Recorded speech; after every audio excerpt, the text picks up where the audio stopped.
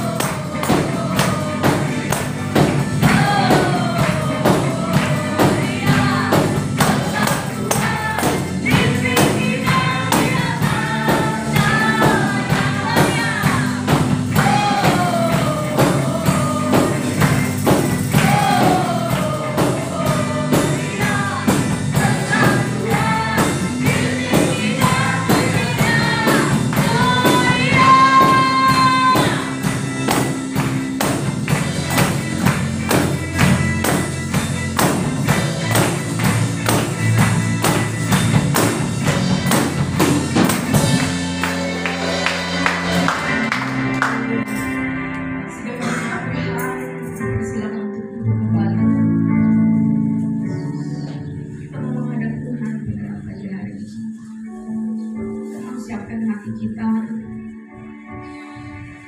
Kita berdoa firman Tuhan.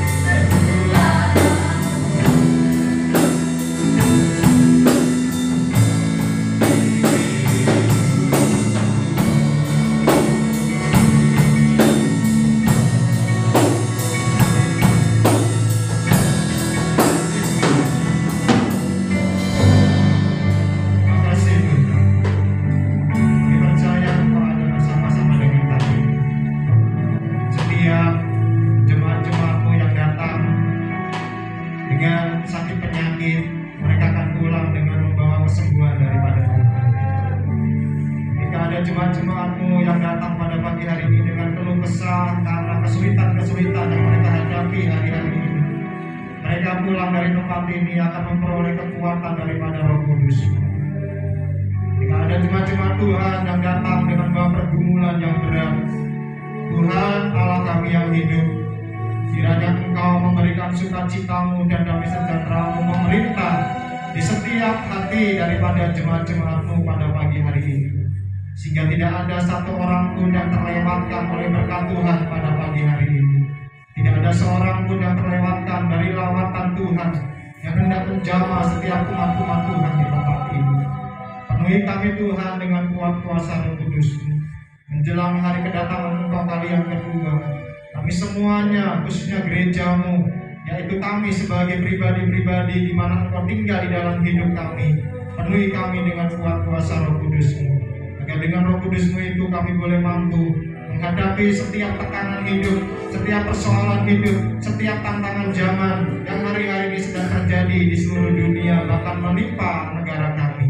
Engkau akan memampukan kami sebagai orang-orang percaya supaya kami boleh sehat, baik jasmani kami maupun rohani kami sehat di dalam nama Tuhan Yesus Kristus, sehingga kami tidak menyimpang ke kiri dan ke kanan, agar perjalanan kerohanian kami dibuat Tuhan berhasil dan beruntung. Berkati hamba-Mu yang akan memperkatakan firman Tuhan.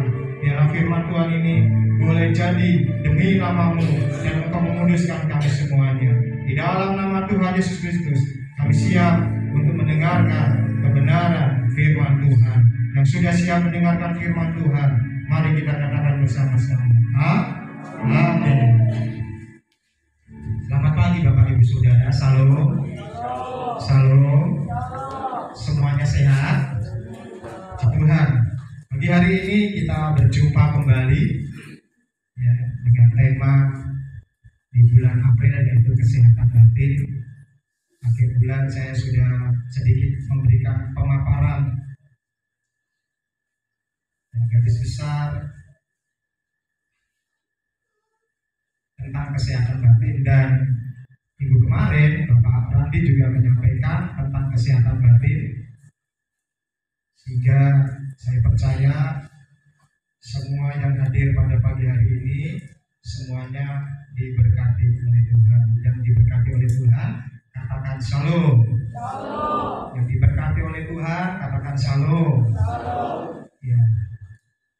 Emosi yang sehat. Bapak Ibu Saudara, saya percaya bahwa tidak ada seorang pun dari kita yang menginginkan sakit. Setiap kita yang ada menginginkan kita memiliki tubuh yang sehat. Karena dengan kita memiliki tubuh yang sehat, kita bisa beraktivitas. Kita bisa bekerja, kita bisa berkomunikasi dengan banyak orang. Ya, tubuh kita bisa kita bawa kemana-mana tanpa ada keluhan sakit penyakit. Dan itu tentu harapan kita sebagai manusia, dan harapan kita sebagai orang-orang percaya juga yang ada di dalam rumah Tuhan.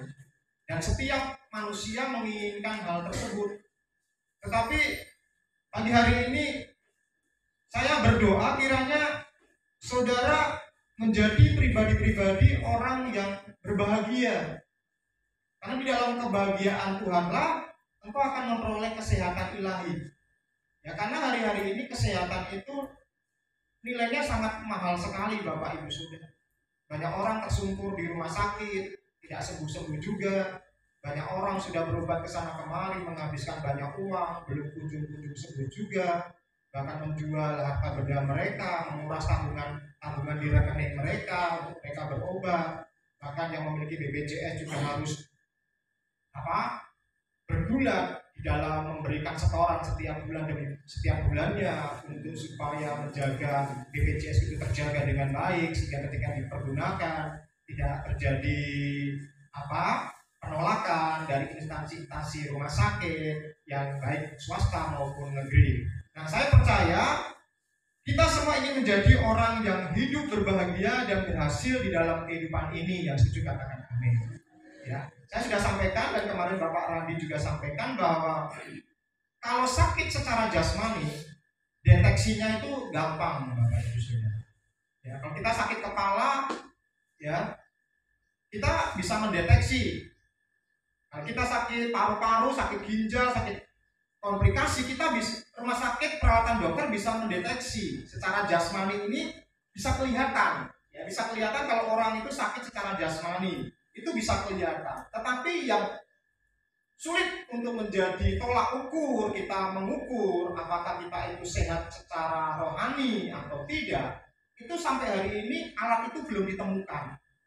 Karena berbicara di dalam. Di dalam ini bukan berbicara organ tubuh secara manusia yang ada di dalam tubuh kita, baik jantung, paru-paru, ginjal, usus besar, usus kecil, dan lain sebagainya, pankreas, empedu, dan segala urat-urat, segala darah, getah bening, getah merah. Bukan seperti itu yang saya maksud secara dalam, tetapi sakit secara rohani itu hanya bisa diukur dan disembuhkan oleh kuasa Tuhan. Ya, sakit rohani itu hanya bisa dideteksi oleh kuasa Tuhan dan bisa disembuhkan hanya dengan kuasa Tuhan. Yang setuju katakan. Kalau saudara sakit kepala tinggal minum obat Panadol atau Paramed. Ini bukan iklan. Ya, kalau saudara sakit ginjal, ya ginjal saudara lemah, saudara mungkin dengan cara sederhana saudara minum air putih cukup di dalam setiap hari demi sehari, cukup ya, kandungan air putih itu cukup di dalam tubuh kita sehingga tidak membuat ginjal kita bekerja secara berat. Gampang sekali hal-hal seperti itu kita lakukan. Tetapi kalau kita berbicara tentang sakit rohani, kesehatan batin, itu hanya bisa disembuhkan jika saudara datang kepada Tuhan Yesus. Yang setuju katakan. Saudara tidak bisa datang kepada saya terus saya tumpangin tangan, belum tentu saya tumpangin tangan saudara sembuh, belum tentu. Karena kuasa itu datang daripada Tuhan. Mujizat itu datang daripada Tuhan. Kita sebagai orang percaya diberikan kemampuan, kepercayaan oleh Tuhan untuk mendoakan orang-orang yang sakit, menumpangkan tangan atas orang sakit. Dan tentu ketika kita menumpangkan tangan atas orang sakit, kita punya iman, dan orang itu yang didoakan punya iman, terjadilah sebuah mujizat karena iman seseorang itu percaya kepada Tuhan dan disembuhkan. Tetapi kita tidak punya kemampuan untuk bisa menyembuhkan sakit seseorang. Dan untuk bisa saudara hidup bahagia di dalam Tuhan, saudara hidup sehat secara batin saudara, secara kehidupan keluarga saudara, saudara hanya bisa temukan di dalam Yesus Kristus Tuhan kita sebagai Tuhan dan Juru Selamat. Yang saya juga katakan. Ya, mari kita lihat slide kita selanjutnya, Bapak Ibu Saudara. Ya. Bapak Ibu Saudara, tahukah bahwa salah satu kunci utamanya adalah kalau kita memiliki kesehatan emosi. Itu salah satu kunci. Salah satu kunci kebahagiaan, salah satu kunci kita bisa menjalani kehidupan yang penuh dengan persoalan ini, yaitu dengan emosi kita sehat. Ada emosi positif, ada emosi negatif. Nanti saya akan sampaikan secara pelan-pelan, karena ini merupakan sebuah pengajaran firman Tuhan yang berseri, jadi saya harus pelan-pelan dan supaya saudara mengerti, dan tentu saya juga menggali beberapa penggalian, ya, penelitian yang ditulis oleh orang-orang hebat, ya, sehingga saudara bisa melihat bahwa benar kesehatan emosi itu sangat penting untuk kita miliki. Karena tidak semua orang bisa memiliki kesehatan emosi yang baik. Nah, kesehatan emosi itu salah satu kunci utama kalau saudara ingin memiliki kesehatan batin. Kesehatan emosi ini salah satu kunci saudara menemukan yang namanya damai sejahtera dan sukacita. Slide selanjutnya, di situ saudara akan melihat, ya, kunci kebahagiaan dan keberhasilan tadi saya katakan kesehatan emosi. Karena orang yang memiliki emosi sehat, itu memiliki sikap positif terhadap dirinya sendiri. Yang percaya katakan amin. Orang yang positif, yang memiliki emosi yang sehat, itu memiliki sikap positif terhadap hidupnya sendiri. Dia juga bisa mengungkapkan perasaan secara konstruktif, ya, bukan secara destruktif atau menghancurkan. Dia juga bisa menjalin relasi, menjalin hubungan yang baik dengan orang lain, sehingga dengan lebih banyak kita punya teman, hidup kita kemungkinannya lebih berhasil daripada kita tidak memiliki hubungan sama sekali dengan orang lain. Ya. Ada pepatah, ada peribahasa mengatakan seperti ini, ungkapan seperti ini, bukan peribahasa tetapi ungkapan seperti ini. Satu musuh terlalu banyak, 1000 teman terlalu sedikit. Satu musuh itu terlalu banyak, 1000 teman itu terlalu sedikit. Dalam kehidupan, ya, saya mau katakan sebagai seorang pemimpin gereja, saya mau katakan dalam kehidupan ini jangan cari musuh, tapi mari kita menjadi teman sebanyak mungkin. Walaupun mungkin itu tantangannya banyak, kesulitan-kesulitan yang kita hadapi banyak, belum tentu kita membangun relasi, orang lain itu mau membangun relasi dengan kita, tetapi setidaknya kita berusaha mencoba untuk membangun relasi, membangun hubungan dengan banyak orang, karena ungkapan tadi mengatakan satu musuh itu banyak, 1000 teman itu sedikit. Slide selanjutnya mengatakan bahwa penelitian, ya, saya membaca sebuah penelitian, 70% orang yang dipecat dari pekerjaan itu bukan karena tidak mampu melakukan tugas dan pekerjaannya, tapi 70% orang dipecat karena tidak bisa menjalin relasi yang baik dengan orang lain. 70% ya, orang melakukan pekerjaan terus dipecat bukan karena skillnya, bukan karena kehebatannya, tetapi 70% orang dipecat karena tidak bisa menjalin hubungan satu dengan yang lain. Mungkin pintar sih pintar, pandai sih pandai Bapak Ibu Saudara, bagus sih bagus, tapi kalau tidak bisa membangun relasi, maunya ribut terus, maunya bertengkar terus, bagaimana sebuah pekerjaan bisa berhasil? Bagaimana sebuah perusahaan, sebuah tempat saudara bekerja ataupun saudara membangun sebuah usaha sendiri tanpa hubungan yang baik? Tentu tidak akan ada orang yang mau bekerja sama dengan saudara. Mungkin tidak ada orang yang mau datang kepada saudara. Karena apa? Karena saudara mungkin kesehatannya secara emosi belum sehat, sehingga inilah yang menjadikan saudara dan ataupun kita sebagai orang-orang percaya itu gagal di dalam ruang lingkup pekerjaan, di dalam ruang lingkup hubungan, di dalam ruang lingkup berbagai macam yang ada di sekeliling saudara. Ya, Dale Carnegie mengatakan sukses itu 15% karena kemampuan teknis, ya, karena IQ, kecerdasan, ya, IQ karena kecerdasan Bapak Ibu Saudara. Ya. Secara ini ditentukan secara teknis, ya. 15% karena kepintaran. Berarti sisanya masih banyak ini. Kepintaran itu hanya 15% saja. IQ itu hanya 15% saja yang diperlukan Bapak Ibu Saudara. Itu kata Dale Carnegie, ya. Karena masalah IQ, kecerdasan itu keterampilan. Saudara memiliki keterampilan, kepintaran, itu kata Dale Carnegie itu hanya sekitar 15% saja. Cukup sedikit saja Bapak Ibu Saudara. Jadi tidak bisa dibanggakan kalau kita itu pintar, kalau kita memiliki keterampilan yang bagus, kita hebat. Itu cuma hanya 15% saja diperlukan. Tetapi sisanya itu relasi. Ya, sisanya itu membangun hubungan satu dengan yang lain. Karena ketika saudara membangun hubungan, walaupun mungkin IQ kita tidak sepintar orang-orang di luar sana, keterampilan kita tidak sehebat orang-orang di luar sana, kepandaian dan kecerdasan kita tidak sehebat orang-orang di luar sana, tetapi kalau relasi, hubungan kita, kesehatan emosional kita bisa terkontrol dengan baik, maka hampir 100% saudara akan mengalami sebuah keberhasilan. Yang percaya katakan amin. Tetapi 85% ini sisanya daripada 15% ini saudara, ini tentang IQ, ya. IQ dengan IQ berbeda Bapak Ibu Saudara, ya. Berbeda. Slide selanjutnya saya akan jelaskan Bapak Ibu Saudara. Beberapa tahun yang lampau ada seorang penulis yang bernama Daniel Goleman, ya, yang membuat sebuah buku dengan judul Emotional Intelligence, artinya kecerdasan emosi. Ya, saudara bisa baca bukunya, ya.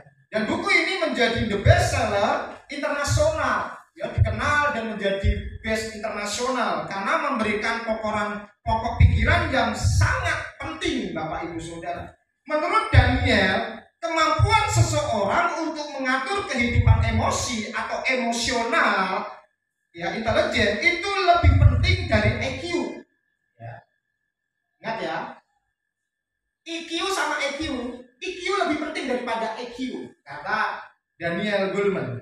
Ya. EQ sangat dibanggakan dalam dunia pendidikan, dalam dunia belajar. EQ itu dibanggakan. Orang akan mengejar, orang akan memperoleh kepintaran dengan dia sekolah, dengan dia belajar. Tidak salah hal itu, dan itu harus. Kalau saudara memiliki kesempatan untuk belajar, sekolah lagi atau apa, kalau saudara memiliki kemampuan, boleh saudara kejar, dan itu tidak salah. Tetapi EQ yang sangat dibanggakan dalam dunia pendidikan itu ternyata nilainya sedikit dibandingkan EQ, emotional quotient, Bapak Ibu Saudara. Ya, EQ, emotional quotient, nilainya cukup sedikit dibandingkan dengan EQ.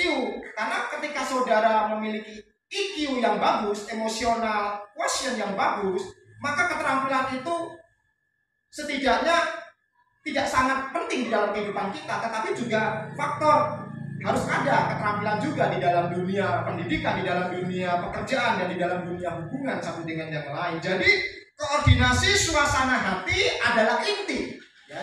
Koordinasi hati itu adalah inti dari hubungan sosial yang baik, di mana kita bisa berempati dengan orang lain. Berempati itu artinya mencoba menempatkan diri kita di posisi orang lain. Coba saudara di posisi saya sebagai seorang gembala, ini contohnya. Kalau saya ada di posisi Bapak Ibu Saudara sebagai jemaat Tuhan. Itu kalau kita memiliki EQ, ya, emotional quotient yang bagus, ya, kesehatan emosi yang bagus, saudara ketika saudara berpikir, saudara akan menempatkan ya kalau saya itu ada di tempat orang itu bagaimana? Kalau saya ada di tempat orang itu seperti apa? Jadi kalau kita tidak ingin dilukai oleh orang lain, ya kita jangan melukai orang lain. Setuju? Setuju? Kalau saudara tidak mau dilukai oleh orang lain, jangan lukai orang lain. Setuju? Kalau ini saudara pahami, saudara akan memiliki EQ yang ada di dalam ini, integritas, karakter, dan lain sebagainya. Saudara akan menjadi orang-orang yang memiliki banyak sahabat dan banyak teman. Ya. Kita tentu tidak mau melukai orang lain. Bahkan Yesus mengajarkan, ya, the golden rule-nya berkata seperti ini: apapun yang ingin orang lain perbuat kepadamu, perbuatlah lebih dahulu kepada mereka. Kalau kita menabur kebaikan, kita akan menuai kebaikan. Jangan jadi batu sandungan. Kalau kita menabur kebaikan, kita akan menuai kebaikan. Kalau kita menabur kejahatan, satu kali kelak kita akan menuai kejahatan. Hukum tabur tuai itu pasti, Bapak Ibu Saudara. Saya ngalami, Bapak Ibu Saudara.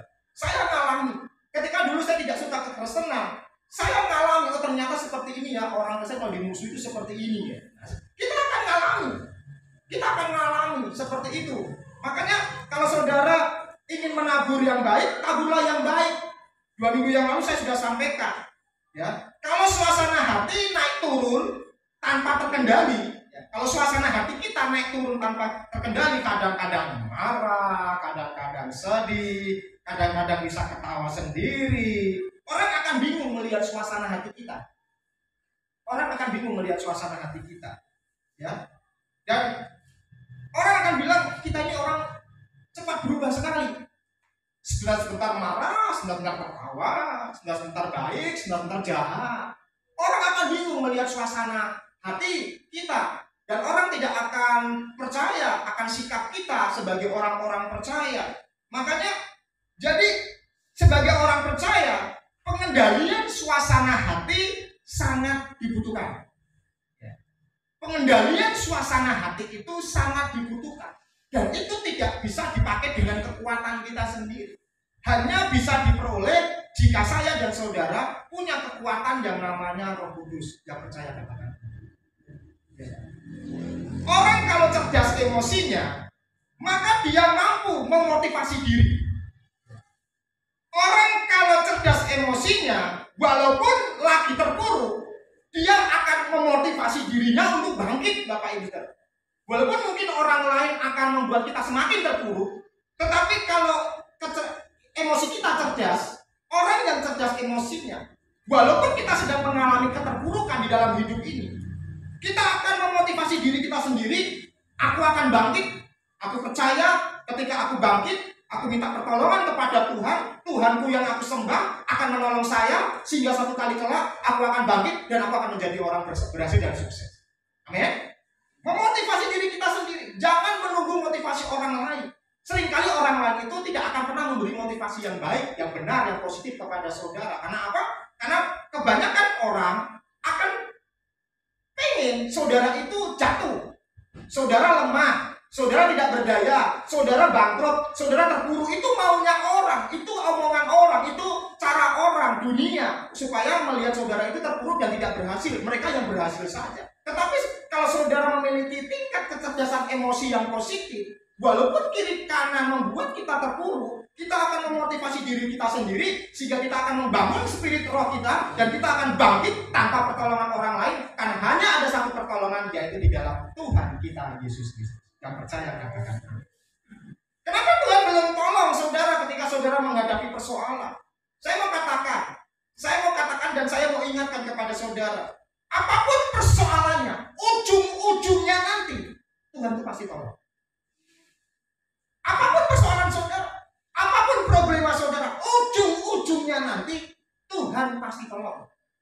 Jadi kalau hari ini setiap persoalan yang saudara hadapi, setiap tantangan yang saudara alami, kok Tuhan belum jawab, Tuhan belum tolong, belum sampai ujung. Belum sampai ujung. Jadi tunggu saja sampai ujungnya Tuhan. Pertolongan Tuhan itu tepat pada waktunya. Orang yang punya emosi intelijen itu tahan menghadapi kegagalan. Yang percaya katakan amin. Ya, sekali lagi saya ulangi. Orang yang punya emosi intelijen itu tahan menghadapi kegagalan dan bisa mengendalikan emosinya. Ingat ya, orang yang memiliki emosi intelijen yang baik, yang sehat, itu tahan terhadap kegagalan dan bisa mengendalikan emosinya dengan sangat baik. Slide selanjutnya Bapak Ibu Saudara. Kalau saya baca di dalam Alkitab, ya, surat 3 Yohanes pasal pertama ayat yang ke-2 sampai yang ke-4 mengatakan begini Bapak Ibu Saudara. Ayat yang kedua, kesehatan luar itu ditentukan. Ayat yang kedua begini Bapak Ibu Saudara. Kesehatan luar itu ditentukan dengan kesehatan jiwa. Saya akan bacakan. Saudara-saudaraku yang kekasih, aku berdoa semoga engkau baik-baik dan sehat-sehat saja dalam segala sesuatu, sama seperti jiwamu baik-baik saja. Artinya Bapak Ibu Saudara, ayat yang kedua ini artinya kesehatan luar itu ditentukan dengan kesehatan jiwa.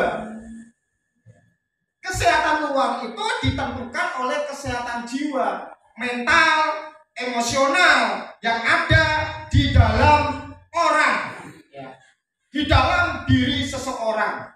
Saudara tentu pernah mendengar ketika saudara sekolah zaman SD, SMP, SMA, bahkan sampai sekarang ini, orang bilang mens sana in corpore sano. Di dalam tubuh yang sehat terdapat jiwa yang sehat. Sekali lagi, di dalam tubuh yang sehat, di dalam tubuh yang sehat terdapat jiwa yang sehat. Tapi saya lihat kenyataannya terbalik Bapak Ibu Saudara. Kalau saya perhatikan, kenyataannya itu terbalik. Siapa orang yang paling sehat? Siapa orang yang paling sehat? Bisa jawab? Siapa orang paling sehat? Pernah melihat orang gila telanjang di jalan-jalan sendiri? Itu tidak pernah kena corona. Berarti sehat orang gila dong daripada kita dong. Ya kan? Tidak pakai baju sehat. Siapa orang yang mendekati orang gila? Tidak ada kan? Makanya social distancing tidak usah diterapkan sama orang gila. Orang gila sudah tahu social distancing. Orang akan berjaga jarak. Kebalikan. Kadang-kala orang yang jiwanya sakit, tubuhnya sehat. Ada juga orang yang tubuhnya sehat tetapi jiwanya sakit. Dan saya berharap saudara memiliki jiwa yang sehat dan tubuh yang sehat. Amin. Jangan jiwanya sakit, tubuhnya sehat. Seperti orang gila dong. Jalan ke sana kemari. Atau enggak, tubuh yang sehat seperti kita ini tetapi jiwa kita sakit. Roh kita sakit. Batinnya kita sakit. Padahal kita memiliki tabib di atas segala tabib. Kita memiliki Tuhan di atas segala ilah. Kita memiliki juru selamat yang mampu membuat kita yang sakit menjadi sehat, yang mampu membuat kita orang berdosa dijadikan orang tidak berdosa. Kenapa kita tidak pernah menjumpai dan tidak pernah merasakan, tidak pernah menemukan dan tidak pernah mengalami kesehatan yang seperti itu? Mungkin karena kita kurang memiliki sebuah hubungan yang intim dengan Tuhan. Kita kurang percaya kepada kuasa Tuhan. Makanya saudara-saudara, di next selanjutnya, di slide selanjutnya, 60% orang yang ada di rumah sakit di Amerika, 60% orang yang ada di rumah sakit di Amerika Serikat itu menderita psikosomatik atau psikosomatis, ya soma atau tubuhnya sakit karena psiko, jiwanya gelisah, jiwanya tegang. Hari ini kalau saudara jiwanya tegang, saudara kena ini. Saudara gelisah, tiap hari gelisah, rasa takut, rasa mencekam, rasa gemetar gitu, saudara sedang mengalami nih psikosomatik. Siapa yang gelisah hari ini? Siapa yang gelisah hari ini? Berarti semuanya gelisah karena tidak ada yang katakan. Saudara sedang mengalami ini. Jiwa saudara tidak sehat. Emosi saudara tidak sehat. Sehingga saudara gelisah. Jiwa saudara itu gelisah. Jiwa saudara itu galau. Saudara tidak tenang di dalam menjalani kehidupan ini. Saudara tidak tenang menjalani pergumulan hidup ini. Saudara tidak tenang di dalam menjalani pekerjaan, rutinitas setiap hari yang saudara kerjakan. Kalau saudara tiap-tiap hari mengalami hal yang seperti itu yang mencekam di dalam kehidupanmu, tiap-tiap hari mengganggu pikiranmu, saudara sedang mengalami psikosomatik. Dan 60% orang yang ada di Amerika, khususnya di rumah sakit, mengalami penyakit ini. Jadi Yohanes berkata di dalam ayat tadi, selanjutnya nih, di dalam ayat tadi, Yohanes tadi berkata, aku berdoa supaya jiwamu baik. Yohanes berdoa kepada jemaat-jemaat yang dilayaninya, yang digembalakannya, yang menjadi saudara seimannya. Dia katakan, aku berdoa supaya jiwamu baik, maka keadaan luarmu engkau juga akan sehat. Saya selalu doakan saudara supaya saudara memiliki jiwa yang sehat. Ketika saudara memiliki jiwa yang sehat, tubuh luar saudara juga akan ikut sehat. Bapak Ibu Saudara akan ikut sehat. Nah, di ayat yang ketiga, Yohanes mengungkapkan emosinya. Ingat ya, ada emosi positif, ada emosi yang negatif.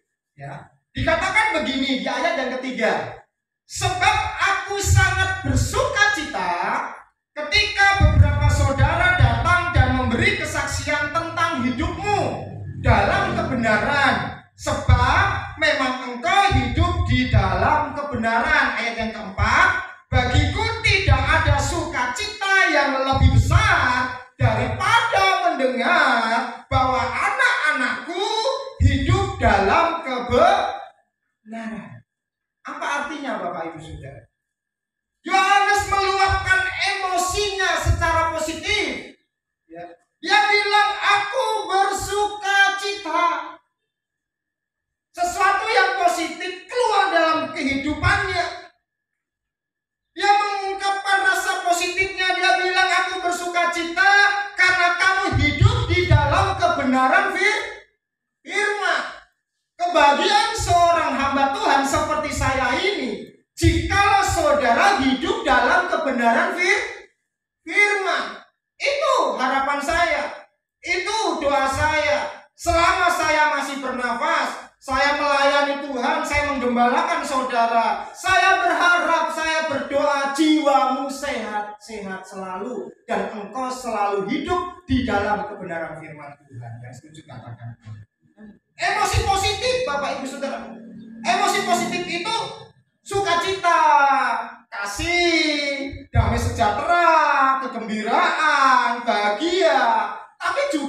ada kesel juga, ada marah juga, ada khawatir juga, ada jengkel. Itu merupakan bagian dari emosi. Nah, saudara tinggal pilih yang mana. Kalau emosi yang positif, ya sukacita, damai sejahtera, bahagia walaupun di tengah keterpurukan, di tengah kegagalan. Tetapi kalau saudara mengambil langkah emosi yang negatif, saudara marah, jengkel, menyalahkan orang lain dan lain sebagainya, terpuruk, tidak mau bangkit kembali. Nah, saudara tinggal pilih yang seperti apa. Kalau jiwamu sehat-sehat saja dan engkau hidup di dalam kebenaran firman Tuhan, maka engkau akan mengalami sukacita, damai sejahtera walaupun sedang menghadapi persoalan hidup. Tuhan mau kita memiliki emosi yang positif, saudara. Tuhan mau kita memiliki emosi yang positif, emosi sehat. Seperti Yohanes bilang, aku sangat bersukacita. Berarti Tuhan mau, Bapak Ibu Saudara. Tuhan mau kita meluapkan, kita mengungkapkan emosi yang positif, yang konstruktif di dalam kehidupan ini. Mengapa? Sebab emosi yang negatif itu bisa menyakiti tubuh saudara. Emosi yang negatif itu bisa menggerogoti kesehatan tubuh jasmani saudara, bisa merugikan hidup saudara. Coba lihat, kalau saudara marah, itu bisa bikin liver saudara sakit. Siapa suka marah-marah? Cek livernya. Ya. Saudara sedih berlarut-larut, saudara tidak punya pengharapan lagi di dalam Tuhan. Ya, karena paru-paru galau terus tiap hari, seolah-olah tidak ada kekuatan ilahi yang saudara pegang, kekuatan Tuhan yang saudara miliki. Makanya timbul sakit paru-paru. Saudara tiap hari khawatir terus besok makan apa ya, besok seperti apa ya, harga-harga semakin naik, telur naik, cabai naik, bawang merah naik, aduh minyak goreng naik, LPG naik, semuanya naik, kayu bakar juga naik. Lambung akan kena. Lambung saudara akan kena. Iya kan? Itu berbicara jiwa loh Bapak Saudara. Berbicara kerohanian di dalam ini. Organ rohani kita di dalam. Itu imbasnya kepada tubuh rohani, tubuh jasmani kita Bapak Ibu. Saudara stres. Aduh, gagal terus stres. Bisa bikin sakit jantung dan otak. Makanya kalau saudara ada orang yang stres, sering stres, pasti kena penyakit jantung, tiba-tiba mati. Masih muda mati. Kenapa? Stres. Tidak ngapa-ngapain lagi duduk, karena duduk itu belum tentu dia itu sukacita, pikirannya stres di dalam Tuhan, kita tidak tahu. Makanya tadi tolak ukurnya kita tidak bisa menilai orang itu stres atau tidak stres, karena tidak ada alat khusus seperti kita mendeteksi jantung kita secara alat medis. Tidak bisa dideteksi, tidak bisa ada nilai ukurnya, tolak ukurnya seperti apa penilaiannya. Tiba-tiba berhenti mati aja. Ingat, hati-hati ya. Jangan sampai nanti tiba-tiba di rumah semuanya duduk lagi makan, langsung mati semuanya. Saya nguburnya susah. Saudara takut, takut masa depan, takut anak-anak gimana, takut nanti besok hidupnya seperti apa, takut. Makanya ginjal saudara kena. Perhatikan ini. Berantem dengan siapa saja lah, berantem dengan mertua, bikin darah tinggi saudara kumat. Yang suka berantem darah tingginya pasti kumat. Siapa yang suka berantem? Itu pasti kumat itu darah tinggi. Berantem dengan pacar, migrainnya muncul. Mikirin sembako naik terus. Aduh, pekerjaan gagal. Kalau kita hidup rukun, kalau kita hidup sukacita, imun tubuh kita lebih kuat dan lebih sehat. Amin. Kalau imun kita sehat, kita sukacita, kita rukun, kita sehat secara jiwa, secara rohani, secara batinnya kita, secara emosional kita, maka kita akan menjadi orang yang sehat. Penyakit bisa datang, silih berganti, tapi antibodi kita lebih kuat dan lebih sehat. Amin. Walaupun sakit penyakit boleh datang silih berganti, tetapi kalau antibodi kita, imun kita secara batiniah ini sehat, kuat, saudara akan lewat saja itu penyakitnya. Karena hati yang gembira adalah obat yang manjur. Jadi kalau saudara mau marah, saudara mau sedih, saudara mau khawatir, saudara mau stres, saudara mau mengalami ketakutan, ingat, hati yang gembira adalah obat yang paling manjur. Tapi jangan tertawa sembarangan.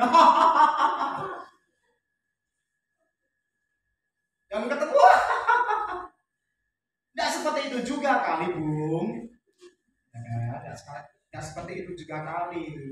Ya, hati yang gembira itu firman Tuhan yang menggerakkan Bapak Ibu Saudara. Makanya ingat, tidak punya apa-apa, yang penting hati gembira adalah obat. Selanjutnya, apa sih bedanya orang yang emosinya sehat dengan orang yang emosinya sakit? Ini bedanya ini. Ya, orang yang emosinya sakit, pikirannya itu sulit berkonsentrasi dan selalu berpikiran negatif. Ingat, kalau saudara kurang konsentrasi, saudara pikirannya negatif, saudara masih sakit. Perasaannya gelisah, tak bisa diatasi. Masalah ini cukup rumit, cukup pelik sekali. Wah, kenapa emosi saudara sakit? Emosi saudara tidak sehat, Bapak Ibu Saudara. Ya, tindakannya selalu merugikan, baik merugikan diri sendiri maupun merugikan orang lain.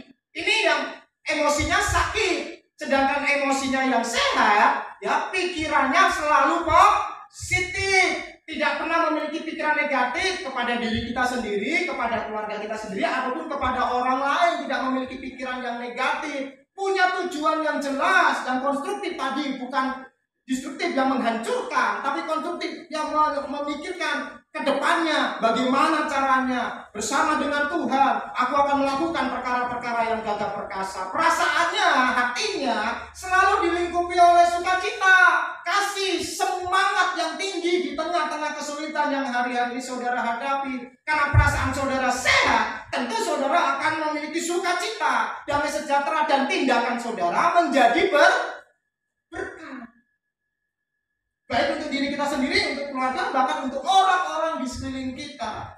Ya. Selanjutnya di dalam Efesus pasal yang keempat ayat 31 sampai 32, firman Tuhan mengajarkan kepada kita supaya kita meninggalkan emosi negatif dan memiliki emosi positif. Dikatakan seperti ini, Bapak Ibu Saudara. Segala kepahitan, kegeraman, kemarahan, pertikaian dan fitnah hendaklah dibuang dari antara kamu. Demikian pula segala kejahatan. Tetapi hendaklah kamu ramah seorang terhadap yang lain, penuh kasih mesra dan saling mengampuni, sebagaimana Allah di dalam Kristus telah mengampuni kamu. Dari ayat ini saudara, saya melihat ada ciri orang yang emosinya negatif yang bertolak belakang dengan orang yang ciri emosinya sehat. Ciri emosi orang yang sakit itu pahit hati. Nah, saudara hari ini masih pahit hati, saudara emosinya sedang sakit. Kalau saudara gregetan gitu, orang ini kok aku ini sudah berbuat baik, dia masih berbuat jahat kepada saya. Aku buat baik lagi, dia semakin berbuat jahat kepada saya. Aku sudah ngomong dia berbuat jahat gitu. Emosi saudara belum sehat. Emosi saudara marah melihat hal-hal yang tidak sesuai dengan harapan kita.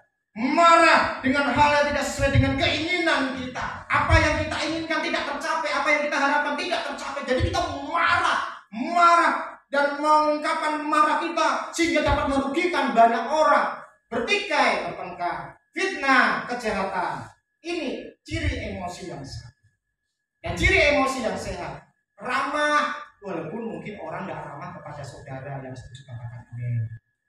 Ramah bila mana orang di sekeliling saudara tidak bersahabat dengan saudara. Penuh kasih mesra.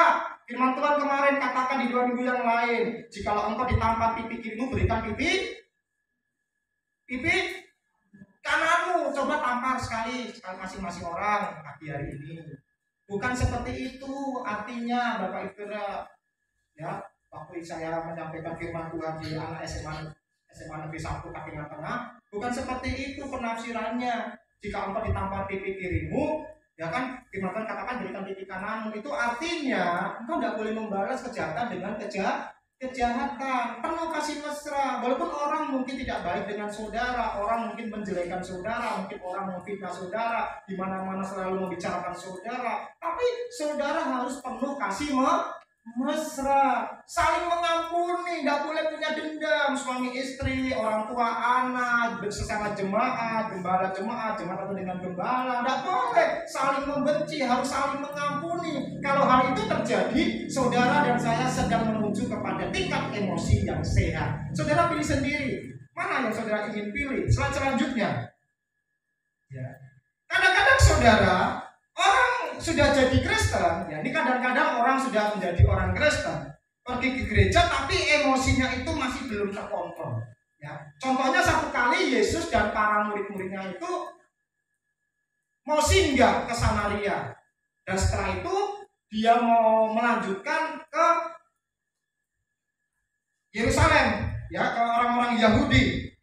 Nah, satu kali Yesus dan murid-muridnya melintasi daerah Samaria dan mereka mendengar bahwa orang Samaria ini mendengar bahwa Yesus itu mau mampir ke Samaria dan nanti juga mau mampir ke orang-orang Yahudi yang ada di Yerusalem.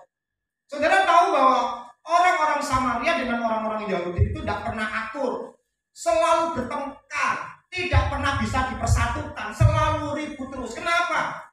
Karena orang-orang Samaria itu adalah orang-orang campuran, orang-orang Yahudi yang nikah dengan orang-orang bukan Yahudi. Makanya dianggap kelas 2 oleh kaum Yahudi, oleh orang-orang Yahudi. Dianggap orang Samaria itu orang kelas 2 karena kawin campur. Wah, jadi dipandang. Makanya orang Samaria marah ketika mereka mendengar bahwa Yesus dan para murid hendak mau ke Samaria.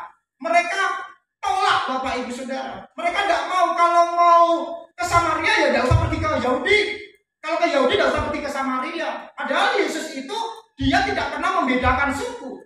Yesus itu tidak pernah membedakan ras. Yesus itu cinta segala bangsa. Yesus itu menyelamatkan semua orang, bukan satu suku, bukan 2 suku, bukan suku Yahudi saja, tetapi menyelamatkan dan mengasihi semua suku. Tetapi bagi orang Samaria tidak begitu, Bapak Ibu Saudara, tidak mau terima hal-hal seperti itu. Makanya ketika Yesus dan para rombongannya diusir orang-orang Samaria, tahu nggak siapa yang marah? Muridnya yang bernama Yohanes dan Yakobus, ya kan? Marah meletup-letup, emosinya keluar, Bapak Ibu Saudara, sampai murid-muridnya Tuhan katakan, Tuhan, apakah saya minta api turun ke orang-orang Samaria, membakar, menghanguskan orang-orang Samaria? Apa yang dikatakan? Apa yang dialami oleh Yesus? Apa yang menjadi respon Tuhan Yesus? Yesus yang diperlakukan seperti itu saja diam tenang. Murid-murid yang bergejolak, murid-murid yang emosi tingkat tinggi, sampai bawa-bawa nama Tuhan saja untuk menurunkan api supaya membakar, menghanguskan, membinasakan orang-orang Samaria. Ketika Yesus menghadir di dalam ayatnya ini, ketika 2 muridnya yaitu Yakobus dan Yohanes melihat hal itu, maka berkata, Tuhan, apakah Engkau mau supaya kami menyuruh api turun dari langit untuk membinasakan mereka? Akan tetapi ia berpaling dan menegur mereka. Ingat, kata menegur ini sama persis digunakan Yesus ketika Yesus mengusir roh jahat yang ada di dalam diri seseorang. Oh, berarti tingkatannya emosi marah itu sangat luar biasa. Ya, sangat luar biasa, seperti roh jahat ada di dalam tubuh seseorang yang diusir oleh Tuhan Yesus Kristus. Makanya di sini Bapak Ibu Saudara dikatakan di dalam Lukas, di dalam Markus, di dalam Lukas, ya, kedua muridnya itu yaitu Yakobus Yohanes melihat hal itu marah, Bapak Ibu Saudara. Makanya Yesus memberikan julukan kepada Yakobus dan Yohanes, Boanerges, anak-anak guru. Saudara tahu guru itu apa? Petir, halilintar, geledek. Jadi dikit-dikit dua, gitu. Biar bangun ya, gitu. Dikit-dikit dua, dikit-dikit dua, dikit-dikit dua. Dengar omongan si A, dua. Dengar omongan si B, dua. Dengar omongan si C, dua. Halilintar, suka menyambar-nyambar. Makanya dikatakan oleh Tuhan Yesus, mereka diberikan julukan Boanerges, mudah meledak. Kalau saudara di dalam kehidupan saudara mudah meledak, mudah marah, mudah emosi, mudah gregetan, mudah gerah, saudara adalah Boanerges yang belum sehat emosinya. Dikit-dikit dua, dikit-dikit dua. Suami baru ngomong, madu. Masak apa Pak? Duel. Ya, Pak. Istrinya lagi ngomong, Pak, kok pulang jam sekarang, kok jam segini? Duel. Anak lagi ngomong, Pak, mau fotokopi? Duel. Pergi kemana Pak? Duel. Diomongin sama tetangga? Duel. Apalagi diomongin gembalanya? Duel. Semakin banyak lah itu. Di sini tidak ada semuanya sehat dan sejuk katakan amin. Yesus saja yang diusir aja dia diam kok. Murid-muridnya kenapa mengambil respon yang negatif? Sampai mau bawa-bawa api yang dari surga. Emang apinya miliknya Boanerges tuh dua orang kakak beradik itu? Bukan, api yang memiliki Tuhan Yesus yang dia, makanya dia keluar kamu. Jadi kalau saudara emosinya belum sehat, berarti bisa digambarkan ada roh jahat yang ada di dalam tubuh saudara. Karena ketika Yesus menegur, kalimat menegur itu artinya sama ketika Yesus sedang mengusir roh jahat yang ada di dalam diri seseorang. Ya, selanjutnya saya ingin ajak saudara lihat, ya, contoh dua orang yang berselisih, sukanya ribut saja, tapi salah satunya tidak suka ribut, ya kan? Salah satunya saja. Nah, contoh dua orang yang suka berselisih, dua orang yang selalu berseteru di dalam Alkitab, catat Bapak Ibu. Tapi lihat, satu punya emosi negatif, satu punya emosi positif. Ya. Satu memiliki respon yang positif, satu memiliki respon yang negatif. Walaupun dia menjadi korban, walaupun salah satunya itu menjadi korban dalam perseteruan itu. Orang ini adalah Raja Saul dan Daud, yang sebetulnya adalah panglima perangnya. Bapak Ibu Saudara bisa tahu, ketika Daud mengalahkan Goliat, wah itu gadis-gadis penari-penari itu menari-nari itu, wih, ya kan? Ya nyanyi-nyanyi, Rajaku Saul, hamba Raja Israel, dia membunuh beribu-ribu musuh. Tapi Daud panglima muda yang gagah perkasa, pahlawan orang Israel, membunuh berjuta-juta. Sebenarnya yang salah siapa ini ketika hal ini terjadi? Siapa yang salah? Yang ngomong kan penari-penari itu, gadis-gadis itu. Yang emosi siapa? Yang emosi siapa? Saul emosi. Emosi Saul, Bapak Ibu Saudara. Yang ngomong itu kan gadis-gadis, bukan yang ngomong bukan Daud. Emosi ini. Wah, marah, punya dendam, punya kebencian, punya kepahitan kepada Daud. Makanya ketika Daud berperang, Daud itu selalu ada di barisan terdepan. Saul sebagai raja ada di belakang. Bisa bayangkan. Harusnya yang lebih mati duluan itu Daud. Dia itu selalu berperang ya dengan bangsa Filistin gitu. Dia selalu ada di garis terdepan. Dia memimpin pasukan, dia ada di garis depan. Wah, ribuan, jutaan memimpin pasukan. Dia akan lawan semuanya di depan. Saul ada di belakang. Ya kan? Tapi ketika ada anak-anak gadis, perempuan-perempuan Israel menari-nari, mengucapkan perkataan-perkataan seperti itu, emosi. Harusnya kan Saul bersyukur dia punya panglima yang memiliki integritas yang tinggi, tidak pernah kudeta, tidak memiliki pemikiran untuk memberontak kepada Saul. Tidak ada loh ya. Di dalam Alkitab tidak ada tertulis Daud ingin memberontak. Betul ya benar ya, Kak Andi ya, di teologi ya. Tidak pernah ada. Harusnya Saul senang dong punya panglima yang hebat seperti Daud, ya. Itu makanya Bapak Ibu, ciri orang yang sakit emosinya itu selanjutnya, ya. Ini ciri orang yang sakit emosinya seperti Saul itu. Bayangkan ketika Daud sedang main kecapi enak-enak di depan kerajaan, ya, di depan Raja Saul, tiba-tiba Saul melemparkan tombaknya kepada Daud. Lalu salahnya Daud itu apa? Kadang-kala itu kita alami. Kadang-kala juga mungkin saudara lakukan hal-hal yang negatif seperti ini. Enggak ngapa-ngapain kok, dia sedang mainkan kecapi memuji Tuhan, dia di dalam istana menghibur Raja Saul. Tiba-tiba Raja Saul itu lemparkan tombak yang marah. Padahal Daud kan juga tidak memiliki kesalahan apa-apa. Makanya selanjutnya, ngomong-ngomong saudara, selanjutnya nih, saudara tahu nggak? Daud itu menantunya Saul. Daud itu menantunya Saul. Karena ada anaknya Saul bernama Michal, itu jatuh hati kepada panglima atau pahlawan yang bernama Daud dan akhirnya menikah. Perseteruan seringkali, perkelahian, keributan, pertikaian seringkali terjadi. Paling hebat itu di dalam keluarga, Bapak Ibu. Seringkali di dalam keluarga. Ini bayangkan anak menantu. Ya, Daud ini anak menantunya Saul. Hati adalah pusat. Kalau hati kita sakit, maka seluruh kehidupan kita akan sakit. Makanya firman Tuhan di dalam Amsal mengatakan, jagalah hatimu dengan segala kewaspadaan, karena dari situ terpancar kehidupan. Bayangkan, Daud yang ciri Daud yang sehat emosinya, bisa mengendalikan diri. Ketika ini ada sebuah cerita, Bapak Ibu Saudara, ada sebuah cerita. Ini ketika Saul ada di dalam sebuah gua, dia sedang ngejar Daud, ya. Kelelahan bersama dengan pasukannya, dengan panglima perangnya yang bernama Abner, yang pengawal Saul kemana-mana pergi. Abner ini panglimanya selalu mendampingi untuk menjaga keselamatan. Kalau zaman sekarang itu pampesnya lah, pasukan pengawal presiden. Dia selalu ada di situ, selalu standby, jangan sampai presidennya itu terluka ataupun dibunuh oleh mata-mata oleh musuh. Nah ini satu kali mereka mengejar Daud dan mereka kelelahan dan mereka nginap di sebuah gua, tidur di gua itu. Mereka tidak tahu Saul, Abner dan pasukan Israel yang mengejar Daud tidak tahu bahwa di dalam gua itu ada Daud dengan prajuritnya juga. Tidak tahu loh Bapak Ibu. Ya kan?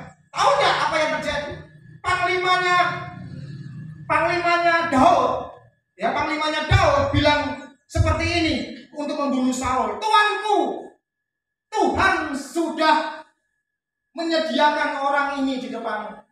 Berarti Tuhan sudah mengizinkan engkau untuk membunuh dia. Bunuhlah dia atas nama Tuhan. Biasanya orang Kristen suka sebut nama Tuhan padahal jalannya salah. Ya, sebut nama Tuhan. Apa yang terjadi, saudara? Apakah Daud mengikuti anjuran panglima perangnya? Tidak, Bapak Ibu Saudara. Apa yang dilakukan Daud? Dia cuma memotong sedikit jubahnya daripada Saul, dipotong sedikit. Dia gemetar, Bapak Ibu. Dia potong sedikit, dia potong sedikit, dia ambil, dia sembunyi lagi di dalam gua. Lihat, Daud hatinya berdebar-debar, bukan untuk membunuh, tidak memiliki pikiran jahat untuk membinasakan Saul, tidak memiliki pikiran jahat untuk memberontak kepada Saul. Hatinya berdebar-debar karena rasa takut untuk memotong sedikit saja ujung ataupun salah satu jubahnya kerajaan Raja Saul ini. Dia berdebar-debar hatinya. Itu menandakan bahwa hatinya itu emosinya sehat. Dia potong sedikit saja berdebar-debar hatinya. Dia rasa berdosa, rasa bersalah, rasa aduh gimana dia kurang ajar sekali dengan Raja Saul. Seperti itu Bapak Ibu Saudara. Makanya ketika Daud melakukan ini, hatinya berdebar-debar. Ciri orang lembut hati, hatinya berdebar-debar, bukan membunuh orang, bukan sakiti orang, cuma memotong jubahnya. Orang yang lembut hatinya, yang emosinya terkontrol, yang emosinya sehat, adalah orang yang lemah lembut hatinya. Dia tidak suka menyakiti orang lain. Tahu apa yang terjadi? Ketika di kesempatan yang lain, Bapak Ibu Saudara, dia tunjukin kepada Saul, wahai tuanku Raja Saul, raja orang Israel yang diurapi oleh Tuhan. Ceritanya saudara boleh baca di rumah. Bisa saja aku membunuh engkau, Rajaku Saul, dengan sangat-sangat mudah sekali. Karena engkau sedang tertidur lelah. Jika ketika aku bergerak mendekati engkau dan seluruh pasukanmu tidak mendengar langkah kakiku dengan para pengawalku mendekati engkau. Tetapi oleh karena aku tahu engkau orang yang diurapi oleh Tuhan, aku tidak berani menyentuh engkau orang yang diurapi oleh Tuhan, yang dipakai oleh Tuhan. Aku hanya mau tunjukkan ada kesempatan aku membunuh engkau. Ini tuanku, ini secuil kain yang kau pakai, aku potong sedikit. Ini menandakan bahwa aku tidak punya niat untuk memberontak ataupun membunuh tuanku. Di kesempatan yang lainnya, Daud ngomong kepada panglimanya Saul, hai Abner, panglima orang Israel yang kuat, gagah perkasa, di mana engkau? Engkau membiarkan tuanmu mau mati. Engkau tidak menjaganya dengan baik. Engkau hanya tidur. Engkau tidak mengawal rajamu dengan baik. Di mana engkau? Engkau membiarkan rajamu bisa disusupi oleh musuh mata-mata dan diracuni ataupun dibunuh. Di mana kekuatanmu? Abner terkejut, Bapak Ibu. Di ceritanya ini Abner terkejut. Dia kecolongan. Seorang pas pampres kecolongan, Bapak. Ya kan? Makanya di slide selanjutnya, ciri yang orang yang emosinya sehat, ini Bapak Saudara, ini ciri orang yang emosinya sehat. Ada 5 kunci di ayat ini semuanya, yang beberapa waktu yang lalu sudah saya sampaikan untuk memiliki kesehatan emosi. Yang kita lihat dalam Filipi pasal yang keempat, bersukacitalah senantiasa dalam Tuhan. Sekali lagi kukatakan, bersukacitalah. Hendaklah kebaikan hatimu diketahui semua orang. Tuhan sudah dekat. Janganlah hendaknya kamu khawatir tentang apapun juga, tetapi nyatakanlah dalam segala hal keinginanmu kepada Allah dalam doa dan permohonan dengan ucapan syukur. Damai sejahtera Allah yang melampaui segala akal akan memelihara hati dan pikiranmu dalam Kristus Yesus. Jadi akhirnya saudara-saudara, semua yang benar, semua yang suci, semua yang manis, semua yang sedap didengar, semua yang disebut kebajikan dan patut dipuji, pikirkanlah semuanya itu yang setuju, katakan amin. Ya kan? Hal pertama yang saya lihat dan 2 minggu yang lalu sudah saya sampaikan beberapa poin, ini kelanjutannya adalah supaya hati kita sehat secara emosi, apa yang harus kita lakukan? Supaya kita memiliki emosi yang sehat, emosi yang terkontrol, emosi yang dipenuhi oleh kuasa Tuhan, apa yang harus kita lakukan? Yang pertama, slide selanjutnya, bersukacitalah di dalam Tuhan, Bapak Ibu Saudara. Di tengah kesulitan, di tengah keterpurukan, di tengah kegagalan, engkau harus bersukacita kepada Tuhan. Seperti Paulus dan Silas. Ketika Paulus dan Silas di penjara, dia memuji Tuhan. Dia mungkin katakan seperti ini, Silas, mungkin kita sepanjang hari ini digebukin oleh tentara Romawi. Kita disiksa oleh tentara Romawi. Mungkin tubuh kita babak belur. Tubuh kita mungkin tersayat-sayat oleh cambuk mereka. Tetapi marilah kita memuji Tuhan di dalam penjara ini. Amin. Di dalam penderitaan, sesulit apapun, emosimu harus terkontrol. Bersukacitalah kepada Tuhan. Bersukacitalah di dalam Tuhan, Bapak Ibu Saudara. Jangan sampai keadaan di sekitar saudara menghilangkan sukacita saudara. Jangan sampai kondisi orang-orang di sekeliling saudara mematahkan sukacita saudara. Jangan sampai orang-orang, kondisi pekerjaan, kondisi ekonomi di sekeliling saudara yang tidak bersahabat itu mempengaruhi saudara untuk bersukacita kepada Tuhan. Karena sukacita itu adalah pilihan. Engkau mau bersukacita atau tidak, itu pilihan. Engkau terpuruk atau tidak, itu pilihan. Karena sukacita adalah pilihan. Yesus disalib memilih bukan orang suci, tapi ketika Yesus disalib, dia memilih orang berdosa. Pernahkah saudara lihat di dalam Alkitab, Yesus datang mencari orang suci? Yesus datang mencari orang berdosa. Siapa orang berdosa? Siapa orang berdosa? Saya dan saudara. Hari ini kita adalah orang-orang berdosa. Kita perlu Tuhan Yesus. Amin. Kita perlu diperbaiki oleh firman Tuhan supaya kita terus bersukacita di tengah keadaan yang tidak bersahabat ini. Kita datang sebagai orang-orang berdosa. Kita bukan orang suci, kita bukan orang benar. Kita adalah orang-orang berdosa. Dicari Yesus, dibawa Yesus, dikumpulkan jadi satu oleh Tuhan Yesus di tempat ini, supaya saudara menjadi pribadi yang selalu bersukacita di dalam Tuhan dalam kondisi apapun, sehingga emosi saudara terkontrol, saudara tidak terpancing oleh hal-hal yang ada di sekeliling saudara. Hal yang kedua, ini 2 minggu yang lalu saya katakan, berbuat baik. Ibu Teresa kemarin saya sudah sampaikan. Dia berkata seperti ini. Bila engkau baik hati, bisa saja orang lain menuduhmu punya pamrih. Tetapi bagaimanapun berbuat baik, berbuat baiklah. Mungkin orang nggak menganggap engkau berbuat baik, tetapi jangan patahkan semangatmu untuk selalu berbuat baik. Bila engkau jujur, mungkin saja orang lain akan menipumu, tapi bagaimanapun berbuatlah jujur. Kalau orang tidak jujur, engkau harus tetap jujur. Amin. Kalau orang lain, mungkin istrimu tidak jujur, suami harus jujur. Amin. Kalau suami tidak jujur, istri harus jujur. Jangan tambah-tambah tidak jujur. Kalau orang tua jujur, anak-anak juga harus ikut jujur. Jangan tidak jujur, Bapak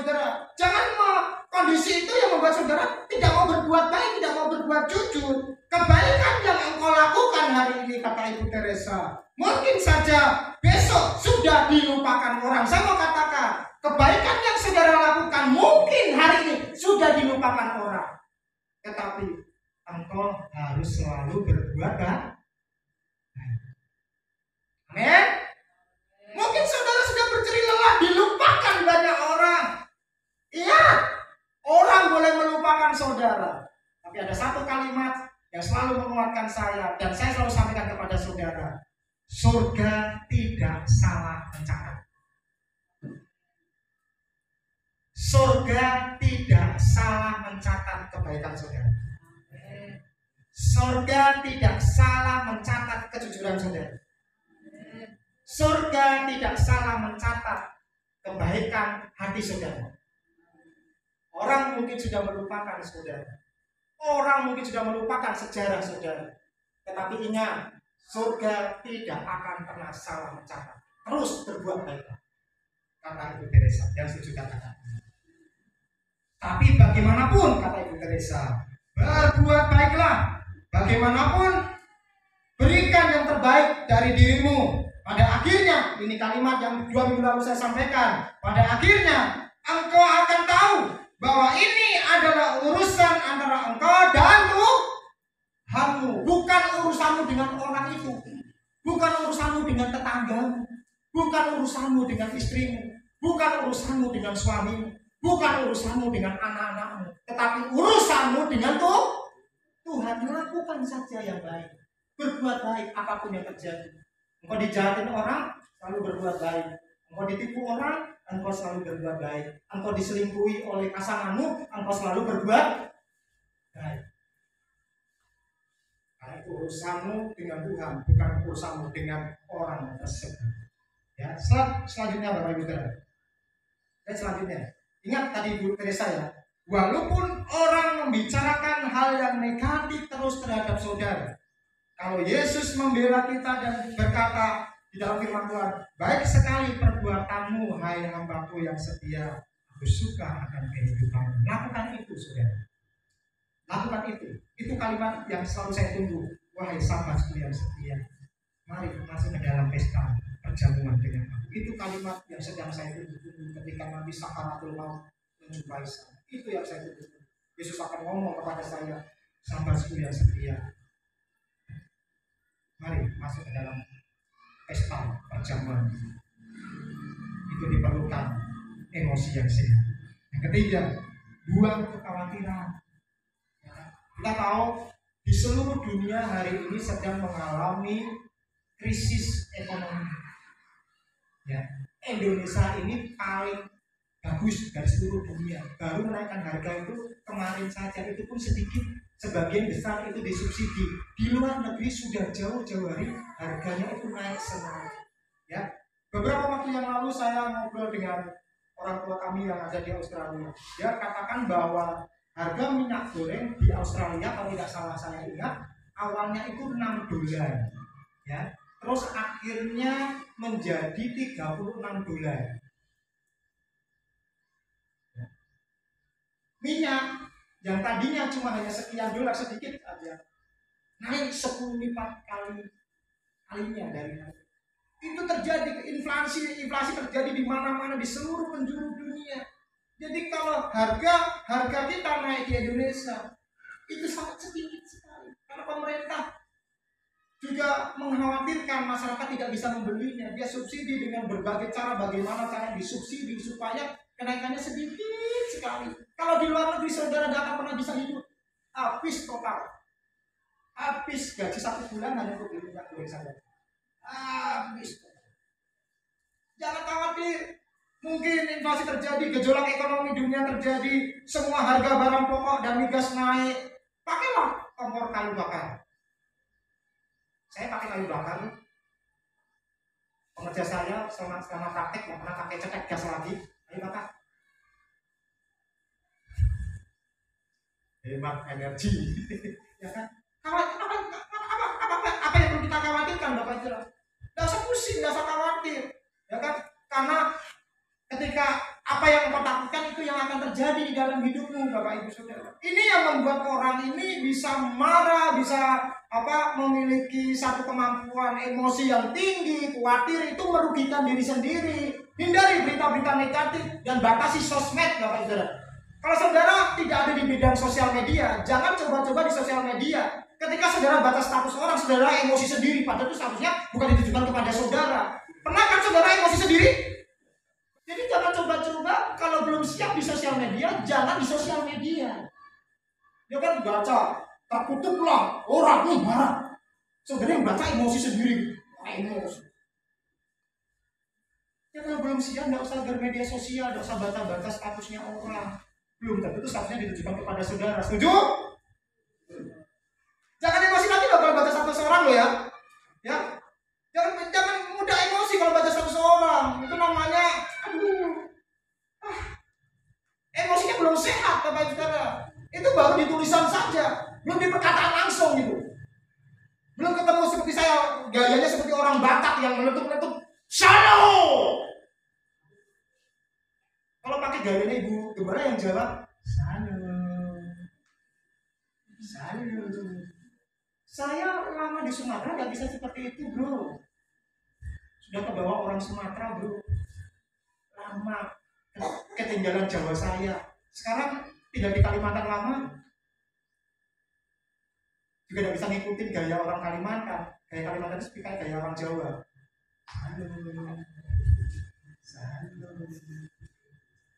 Shalom, semuanya sehat. Kan gitu. Ya kan? Selanjutnya berdoa. Selalu berdoa, terhubung dengan kuasa yang tanpa batas. Saudara punya Tuhan Yesus yang punya kuasa tanpa batas. Duduk di atas duduk di bawah kaki sayap Tuhan dengan permohonan doa, terus didoakan terus Tuhan tolong. Masa sih Tuhan yang memiliki telinga kalau tiap-tiap hari kita berdoa, minta telinga Tuhan tidak mendengar. Masih ada satu kali telinga Tuhan terbuka, tajam mendengar, dan tangannya yang tidak kurang panjang itu segera menolong kita. Ya, setuju katakan. Berdoa supaya ketika engkau berdoa, engkau bisa dikuasai. Orang yang tenang di dalam hatinya, dia bisa berdoa. Yang bisa menguasai emosinya, bisa berdoa, Bapak Ibu Saudara. Yang terakhir, berpikir benar. Jangan suka berpikir negatif. Belum tentu ketika orang lagi ngobrol di sana berdua, terus kita punya pikiran jangan-jangan dia ngomongin saya, jangan-jangan dia menggosipin saya. Apalagi kalau sudah pulang dari gereja, yang kedua di sana di ujung sana, yang kedua di ujung garasi situ ngomong. Mungkin jangan-jangan itu sih ngomongin saya, jangan-jangan si B ngomongin saya. Waduh, tidak benar. Kalau usah aja pulang dari gereja. Kalau sampai pikirannya tidak benar itu keterlaluan. Selalu berpikiran positif. Ya kan belum tentu orang jemaat atau keluarga teman-teman ketika mereka ngobrol tidak bersama dengan engkau melihat mereka tuh ngomongin saudara. Tidak, mungkin bisa ngomongin yang lain. Kalau mereka ngomongin kita, ngomongin saudara, biarlah yang berdosa mereka. Kita jangan ikut-ikutan berdosa. Nah, bagaimana saudara supaya bisa berpikir benar di tengah-tengah keadaan dunia yang membuat emosi kita bergejolak, amarah kita keluar, geram terus kita muncul. Isi tiap hari dengan baca firman. Sudah 1 minggu ini sudah dipraktekkan firman Tuhannya, baca Alkitab. Sudah diterapkan baca Alkitab. Yang senyum biasanya tidak baca. Saya pernah jadi jemaat soalnya. Yang senyum sampai terkekek-kekek itu biasanya tidak baca Alkitab. Ingat ya, orang tua 2 pasal, anak-anak 1 pasal. Kalau saudara ngikutin itu program sekolah minggu, anak-anak itu bacanya 1/4 jam. Betul ya Bu ya? 1/4 jam lebih daripada 1 pasal. Ya 15 menit itu lebih daripada 1 pasal. Tapi saya janganlah anak-anak, cukup 1 pasal saja. Sudah dipraktekkan Bapak Ibu Saudara? Sudah praktek saudara baca Alkitab? Baca Alkitab, mau pakai HP kah, mau pakai yang ini kah, bacalah Alkitab. Ya kan saya percaya 2 tahun saudara bisa menyelesaikan Kejadian sampai akhir. Pengerjaan 5 pasal. Ya, berpikiran benar. Itu. Pada pagi kesempatan yang indah ini saya berharap saudara ingat, di dalam situasi kondisi apapun, saudara harus memiliki emosi yang sehat. Amin. Emosi yang sehat. Bersukacita di dalam Tuhan dalam kondisi apapun, tidak dipengaruhi sekeliling saudara. Selalu berbuat baik. Mungkin saudara orang melupakan saudara, harus terus berbuat baik. Terus buanglah kekhawatiran dengan kondisi ekonomi yang sulit. Buanglah segala kekhawatiran bahwa Allah dia akan mencukupi segala kebutuhan menurut kekayaan dan kemuliaannya. Jadi dia akan pernah melepaskan engkau, meninggalkan engkau. Dia akan memberkati engkau dan akan mencukupkan setiap berkat makanan minuman tiap-tiap hari di meja makanmu. Selalu berdoa, berharap kepada Tuhan, jangan berharap kepada manusia. Manusia itu mengecewakan, tetapi Tuhan tidak pernah mengecewakan. Berdoa kepada Tuhan dan yang terakhir, berpikiran yang benar, isi dengan firman Tuhan, jangan isi gosip, jangan isi media-media sosial yang hoax, jangan isi dengan cerita-cerita yang bisa membuat telinga panas. Isi dengan firman Tuhan. Ketika engkau isi dengan firman Tuhan, maka engkau akan memiliki pikiran yang benar dan engkau bisa menjaga tingkat emosimu dan engkau memiliki emosi yang sehat, sehingga ketika emosimu sehat, seluruh tubuh jasmanimu juga akan sehat. Katakan kepada kiri kananmu, mulai besok kamu harus sehat emosi. Termasuk pengajian yang boleh bertendang. Sehat emosi. Mari para pemain musik. Ya, siap emosinya ya. Jangan tertawa sembarangan di tengah jalan. Itu juga tidak sehat juga. Ya. Haleluya. Itu yang bisa saya sampaikan Bapak Ibu Saudara di minggu yang kedua. Kalau kemarin Bapak Nadi menyampaikan tentang kesehatan batin, ya hari ini kita berbicara tentang emosi yang sehat.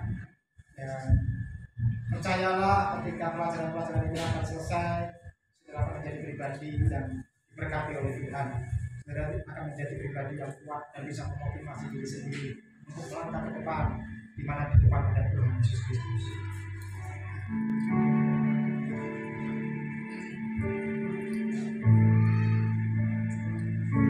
Selidiki aku, lihat hati, apakah ku sungguh mengasihi Yesus, Kau yang Maha Tahu dan menilai hidupku, tak ada yang tersembunyi bagimu. Selidiki aku,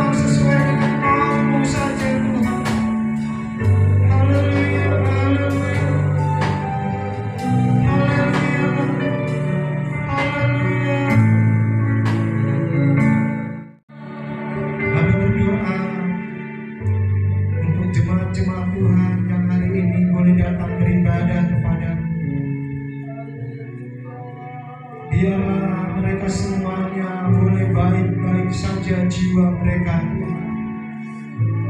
Jiwa mereka baik-baik saja ya Tuhan. Batin mereka baik-baik saja ya Tuhan. Emosi mereka baik-baik saja ya Roh Kudus. Sukacita, damai sejahtera, kebahagiaan melingkupi setiap jiwa dan hati mereka. Mereka boleh menjadi ciptaan yang baru di dalam Yesus Kristus Tuhan Allah kami. Kami berdoa kiranya di tahun ini kesembuhan, kesehatan batin boleh mereka alami, dialami oleh gerejamu di tempat ini, sehingga tidak ada pertikaian, tidak ada amarah, tidak ada dendam, tidak ada geram, tidak ada perkelahian, tidak ada sakit hati. Yang ada adalah damai sejahtera Tuhan melalui segala akal pikiran mereka yang menguasai Tuhan. Terlebih lagi Tuhan menjelang Jumat Agung, menjelang Paskah, menjelang kenaikan Engkau dan menjelang hari Pentakosta, hamba meminta urapi setiap jemaat-jemaat Tuhan dengan api Pentakostamu Tuhan, seperti Engkau mengurapi kepada murid-murid-Mu yang ada di loteng Yerusalem 2000 tahun yang lalu. Kami ingin Tuhan Yerusalem Ambassador dipenuhi dengan kuasa Pentakostamu, melingkupi, mengurapi setiap jemaat-jemaat Tuhan di tempat ini, dari yang terkecil sampai yang terbesar secara usia, secara fisik. Tuhan tolong urapi supaya kami baik-baik saja, rohani kami baik-baik saja, batinia kami baik-baik saja, jiwa dan hati kami baik-baik saja, sesuai dengan nilai ukur daripada kebenaran firman-Mu. Untuk itu Tuhan, kami ingin Engkau selalu menguasai kami, agar kami tidak menyimpang ke kiri dan ke kanan, agar perjalanan kami dipimpin dan disertai oleh firman Tuhan, agar kami boleh melihat bahwa tangan Tuhan selalu ada bersama-sama dengan kami. Dunia boleh bergejolak, dunia boleh mengalami resesi ekonomi, inflasi Tuhan, tetapi Engkau akan pelihara setiap kami semuanya oleh karena kekayaan dan kemuliaan-Mu di dalam Yesus Kristus Tuhan kami. Engkau akan pelihara, memberkati setiap usaha, pekerjaan, rumah tangga daripada umat-umat Tuhan di tempat ini, sehingga ada makanan minuman yang tersedia di rumah mereka, ada berkat-berkat yang lain yang mereka sedang perlukan, sehingga nama Tuhan saja dipuji, dipermuliakan. Hamba sudah berkata-kata Tuhan, biarlah setiap perkataan firman-Mu yang keluar dari mulut hamba-Mu diberkati oleh Tuhan, termeterai di dalam setiap hati kami. Kami pulang bukan menjadi orang sakit lagi, tetapi kami pulang dari tempat ini, kami menjadi orang yang sehat di dalam Yesus Kristus. Terima kasih Tuhan, di dalam nama Tuhan Yesus Kristus kami mengucap syukur dan kami sudah mendengarkan kebenaran firman Tuhan. Haleluya, haleluya, amin. Tuhan Yesus memberkati semua. Kiranya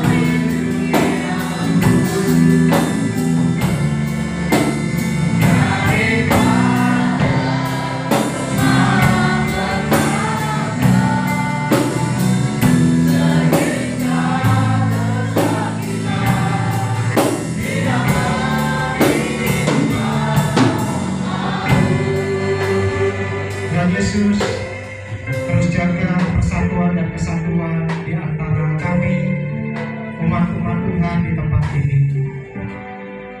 Inilah yang Kau sukai jikalau kami hidup rukun satu dengan yang lain. Karena berkat Tuhan, Tuhan akan curahkan, berikan kepada setiap kami yang hidupnya rukun satu dengan yang lain. Terima kasih buat kebersamaan pagi hari ini. Umat-umat Tuhan sudah meninggalkan sementara aktivitas mereka, pekerjaan mereka, rumah mereka, untuk mereka berfellowship, bersekutu, beribadah kepada Tuhan. Biarlah hal-hal yang seperti ini dilestarikan dengan sebaik-baiknya, dihidupi sebaik-baiknya, menjadi sebuah kebiasaan yang baik di dalam kami bersekutu kepada Tuhan. Berkati seluruh umat-umat Tuhan yang hari ini beribadah. Tentu mereka memiliki masalah masing-masing yang satu dengan yang lain tidak sama. Tuhan tolong memberkati pergumulan mereka. Tolong mereka Tuhan, biarlah mereka boleh hidup dalam damai sejahtera dan sukacita Tuhan. Berkati rumah tangga mereka, berkati suami mereka, istri mereka, dan anak-anak mereka. Berkati kami semuanya yang hari ini boleh ada di dalam rumah Tuhan. Berkati setiap para pengerja yang terlibat di dalam pelayanan altar, baik di bidang musik, yang menari Tuhan melalui tamborin, yang memegang multimedia, yang worship leader, singer, mereka yang selalu terlibat di dalam pelayanan altar. Berkati mereka semuanya Tuhan. Hari ini kalau kami bisa beribadah dengan lancar, Engkau sudah memakai mereka salah satunya untuk bisa membuat ibadah ini berjalan lancar dengan baik, sehingga urapan Tuhan terjadi atas pelayanan mereka kepada kami pada pagi hari ini. Sebentar kami akan meninggalkan tempat ini Tuhan, pulang ke rumah kami masing-masing. Tuhan tolong sertai kami. Tibakan hari Jumat besok di jam 8 kami akan beribadah Jumat Agung, memperingati akan kematian Engkau di atas kayu salib, mengorbankan dirimu supaya kami yang berdosa tidak dijadikan tidak berdosa. Kami akan memperingati dengan kusuk Tuhan, dengan hati yang rindu mencari Tuhan. Berkati setiap jemaat-jemaat Tuhan, berkati beberapa hari ini dengan berkat yang berlimpah-limpah, sehingga hari Jumat besok mereka bisa membawa berkat-berkat daripada berkat yang beberapa hari yang sudah Tuhan curahkan kepada mereka, untuk dibawa dan dinikmati bersama-sama di tempat ini bersama dengan saudara seiman kami yang lainnya.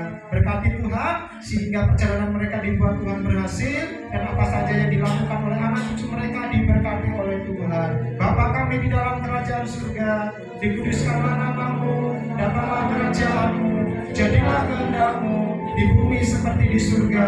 Berikanlah hari ini makanan kami yang secukupnya, dan ampunilah akan kesalahan kami, seperti kami juga mengampuni orang yang bersalah kepada kami. Dan janganlah membawa kami ke dalam pencobaan, tetapi lepaskanlah kami daripada yang jahat. Karena Engkau-lah yang mempunyai kerajaan, dan kuasa, dan kemuliaan sampai selama-lamanya. Sekarang saudara-saudaraku, arahkan hatimu dan angkatlah kedua belah tanganmu. Pulanglah engkau, pulang dengan bawa berkat daripada Bapa di surga, kasih sayang daripada Yesus Kristus, penyertaan penghiburan daripada Roh-Mu yang kudus, tinggal menyertai kita semuanya, mulai hari ini sampai Maranatha. Tuhan Yesus Kristus pada kali yang kedua menjemput kita semuanya.